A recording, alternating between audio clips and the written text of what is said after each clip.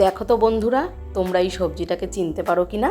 এটা হলো এক ধরনের শসা, যেটা কিনা রান্না করে খাওয়া যায়। চলো এবার রান্না করা যাক। প্রথমেই কড়াইতে সর্ষের তেল গরম করে নিয়ে লবণ হলুদ মাখানো চিংড়ি মাছ আমি ভেজে নিচ্ছি। দেখো শসাটা আমি কিভাবে কেটেছি। শসাটা এইভাবে লম্বা লম্বা করে কেটে নিয়ে ভেতরে যে দানাটা ছিল সেটা আমি ফেলে দিয়েছি। এখন চিংড়ি মাছের মধ্যে দিয়ে দিলাম 3টে চেরা কাঁচা লঙ্কা।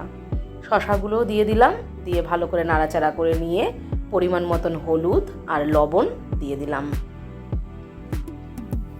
এখন দিয়ে দেবো আমি জল। খুব বেশি জল দেব না, কারণ এটা খুব তাড়াতাড়ি সিদ্ধ হয়ে যায়।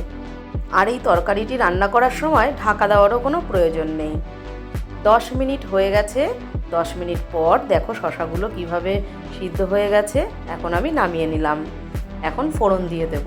ফোড়নের জন্য কড়াইতে দিয়ে দিলাম সর্ষের তেল, একটা শুকনো লঙ্কা মাঝখান দিয়ে ফাটিয়ে নিয়েছি, আর দিয়ে দিলাম একটু রাঁধুনি। এখন তরকারিটা আমি ঢেলে দিলাম।